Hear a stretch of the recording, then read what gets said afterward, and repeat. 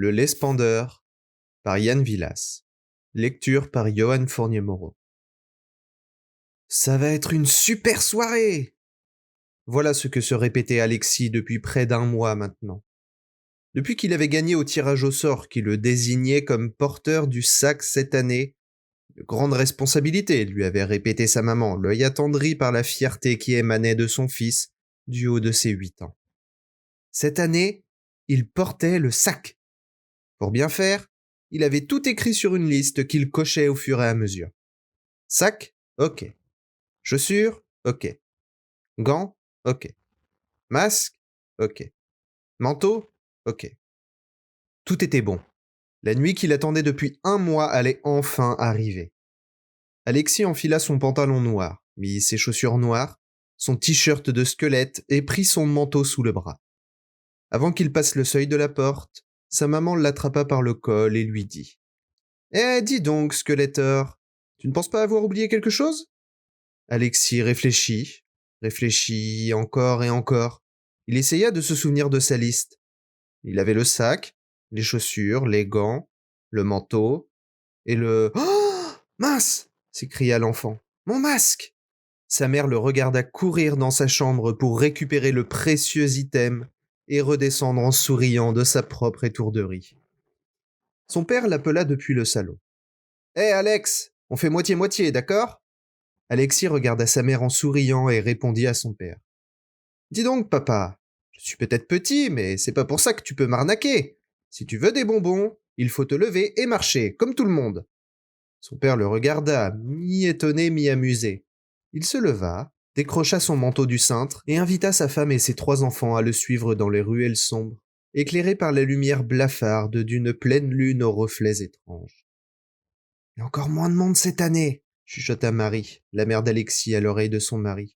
« C'est vrai, » répondit celui-ci dans un soupir, « eux qui aiment tellement cette nuit. » Il posa un regard triste sur ses 3 enfants, dirigés par Alexis, le capitaine qui conduisait vaillamment ses troupes à la recherche de maisons indiquant que ses occupants savaient ce que signifiait le 31 octobre. Après plusieurs portes claquées, quelques « Désolé, nous n'avons rien » et « Vous seriez venus plus tôt », Alexis, Arthur et Claire commençaient à désespérer de ramener quelques caramels ou au moins d'avoir chacun un nounours en guimauve. « Faites débile! Tout le monde s'en fout, je la déteste !» cria Alexis en jetant son masque à terre et en s'asseyant sur un banc dans le parc de son quartier. Son grand frère et sa jeune sœur se mirent à ses côtés, tous deux aussi déçus que lui. Leurs parents, ne sachant pas quoi dire, s'assirent à leur tour et tous regardèrent la pleine lune, les uns avec des yeux embués de larmes de déception et tentant de retenir les sanglots qui secouaient leurs jeunes épaules, les autres cherchant dans la nuit noire les mots pour consoler leurs enfants. « Elle est magnifique, n'est-ce pas ?» dit une voix suave derrière eux. Toute la famille se retourna et ils virent se détacher de la pénombre nocturne un homme de haute stature portant une besace de cuir noir et un long manteau bleu nuit.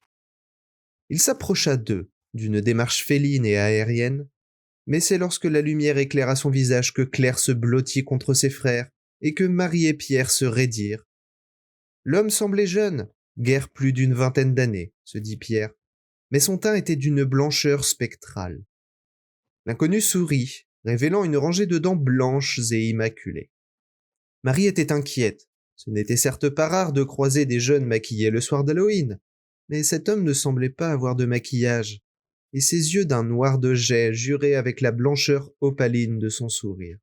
« Je parle de la lune, » reprit-il sur le ton de la conversation. « Elle est magnifique, n'est-ce pas ? Vous avez choisi un excellent emplacement pour la contempler. » Il dévisagea tour à tour les 5 membres de la famille et s'arrêta sur Alexis.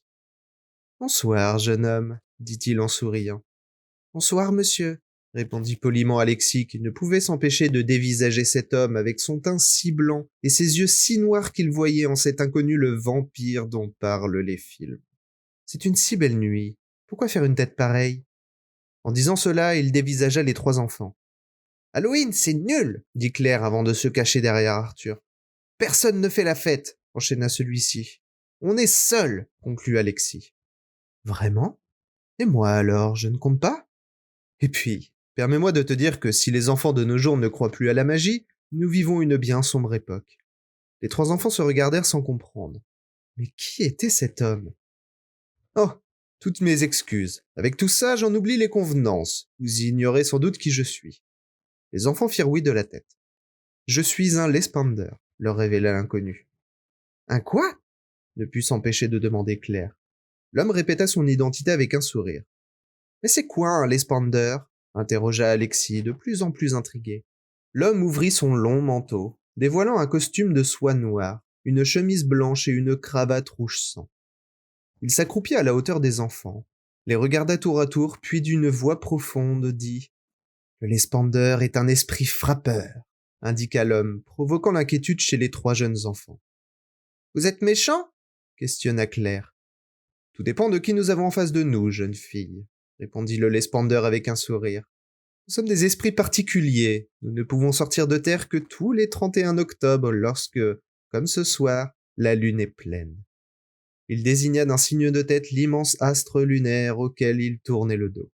« Nous sommes tous identiques, pâles, les yeux noirs, un manteau bleu sombre et un costume semblable à celui-ci, enchaîna-t-il en désignant les différents éléments de son vêtement.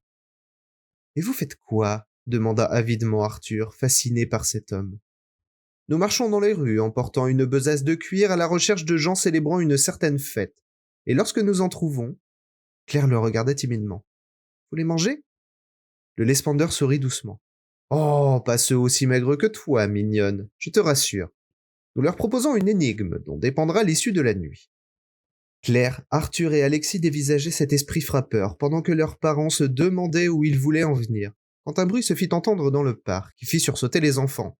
Ils tournèrent la tête dans la direction d'où provenait le bruit, puis comprirent que 2 chats se poursuivaient. Marie, se tournant, interrogea le Lespander d'une voix tendue. « Qu'entendez-vous lorsque vous dites que l'issue de la nuit dépend de la réponse de votre énigme ?» Le Lespander tourna lentement la tête et dévisagea un moment la femme, puis répondit doucement. « C'est simple. Si la réponse à notre énigme est correcte, la tradition d'Halloween s'applique. »« Et sinon ?» demanda Claire timidement. « Eh bien, » poursuivit l'esprit en tournant la tête vers elle, « si la réponse est mauvaise, les personnes sont aspirées dans le tunglino du Lespander. » Il dit cela en désignant le sac qu'il tenait en bandoulière. Claire étouffa un cri en se cachant derrière un Arthur protecteur. Alexis écarquilla les yeux en serrant son masque sur ses genoux, tandis que leurs parents observaient un quelconque signe montrant qu'il s'agissait d'une mauvaise blague d'un jeune complètement saoul. Le Lespander ne montra aucun signe indiquant qu'il plaisantait. Au contraire, il regarda tour à tour chaque membre de la famille sans prononcer un mot, lorsque son regard s'arrêta sur Arthur. Celui-ci prit alors Claire dans ses bras et attrapa la main de son frère avant de dire d'une voix forte « On peut résoudre l'énigme. » Marie et Pierre regardèrent leurs enfants. « Oui, allons-y » enchaîna Alexis. « On va y arriver » se décida Claire. Le Lespander posa un regard amusé sur les 3 enfants avant de se redresser de toute sa hauteur. Il dominait le père d'une bonne tête et son regard continuait, malgré leur courage, à effrayer les enfants. Surtout Claire, qui ne bougea pas des bras de son frère. « Très bien, jeunes gens. Vous pensez être à la hauteur? Préparez-vous. Voici les termes du contrat qui va nous lier pour cette nuit. Je vais énoncer mon énigme. Vous n'avez le droit qu'à une seule réponse, et personne ne peut vous donner d'indice ni vous aider. Ce pacte vous convient? »« Oui !» répondirent en chœur les enfants. « Les humains me regrettent lorsqu'ils me perdent, mais ne se rendent pas compte lorsqu'ils me possèdent. Je suis ce qui sommeille pourtant en chacun. Je suis le plus grand don qui leur est fait et je ne quitte que les plus tristes et les plus seuls d'entre eux. Qui suis-je » Claire ouvrit des yeux ronds et ils se posèrent involontairement sur la besace de l'esprit frappeur, s'imaginant être entraîné à l'intérieur par cette énigme incompréhensible. Alexis ferma les yeux et se concentra. Arthur les entraîna un peu à l'écart pour discuter de leurs réponses. Le Lespander, lui, les observa sans mot dire, se tenant droit devant une lune blafarde et des parents cherchant comment venir en aide à leurs enfants. Après quelques minutes de discussion, pendant lesquelles le Lespander n'avait pas bougé d'un cil, Arthur revint, accompagné de son frère et de sa sœur. « Vous semblez bien sûr de vous, » remarqua l'esprit d'une voix douce. « Ce n'est pourtant pas une réponse simple à trouver. Je crois remarquer que même vos parents ne l'ont pas découverte. N'oubliez pas que vous n'aurez pas de deuxième chance. »« On le sait et on est sûr, » brava Alexis en regardant le Lespander droit dans les yeux. Très bien, dites-moi votre réponse dans ce cas. Les enfants se regardèrent une dernière fois et serrèrent très fort leurs mains avant de prononcer d'une même voix. C'est l'enfance! Pierre et Marie se regardèrent, réfléchirent à l'énigme pendant que le Lespander dévisageait Arthur, Claire et Alexis d'un regard d'où ne sortait aucune émotion, avant qu'un éclair d'amusement ne passe dans ses yeux et qu'il n'éclate d'un rire frais et léger, comme le vent d'octobre. Félicitations à vous! L'enfance est la bonne réponse. Elle est ce que les humains perdent et regrettent, mais ce que certains trouvent lorsqu'ils deviennent pères et mères. Vous êtes très forts. Le silence de la nuit fut alors déchiré par les cris de joie de 3 enfants qui venaient de résoudre l'énigme d'un esprit frappeur sous les yeux émus de leurs parents. Vous avez, poursuivit le Lespander, résolu mon énigme et vous avez par conséquent mérité votre récompense. Vous feriez de bons esprits frappeurs. Mais trêve de bavardage. La nuit est déjà bien avancée et je dois partir. Il se détourna du groupe et commença à partir lorsqu'un cri le retint. Mais on a gagné, dit Claire à ses frères. Effectivement, mignonne, répondit le Lespander sans se retourner. Et à votre place, je regarderai où je suis assis. Claire, Alexis, Arthur, Pierre et Marie se levèrent du banc et regardèrent dessous. Ils découvrirent alors 3 besaces semblables à celles du Lespander. Lorsqu'Alexis ouvrit la sienne, il découvrit un amas de bonbons, carambars, chocolat, chewing-gum et autres sucreries. Il se tourna alors pour remercier le Lespander, mais ses yeux ne trouvèrent que la rue déserte, éclairée par la lueur de la lune et la faible lumière des lampadaires. Les enfants poussèrent de nouveaux cris de joie et dansèrent en secouant leurs trésors. Pendant ce temps, caché derrière un arbre, un jeune homme au maquillage blanc souriait devant ce spectacle. Il mit la capuche de son long manteau et songeait, en s'éloignant d'une démarche souple et silencieuse, que dans quelques années il y aurait peut-être d'autres Lespanders dans les rues et que les nuits des prochains 31 octobre résonneraient encore de semblables cris de joie. Comble 2 par Yann Villas. Ombre sans but, gratitude pour la nuit, découverte. Baiser ardent, passion dévorante, rencontre. Âme solitaire, reflet d'humanité, regret. Mots qui renferment les blessures, espoir renaissant, promesse. Prière du vampire par Yann Villas.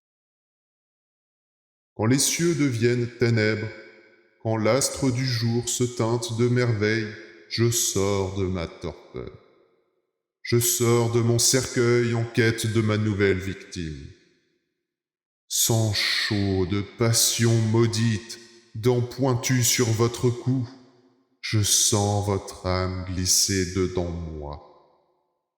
Je sens votre vie, votre plaisir. Je vous sens dans mes veines. Quand la lumière délaisse la terre, je me lève de ma tombe, roi des damnés. J'égorgerai les hommes pour moi, pour mon plaisir et pour ma soif impie.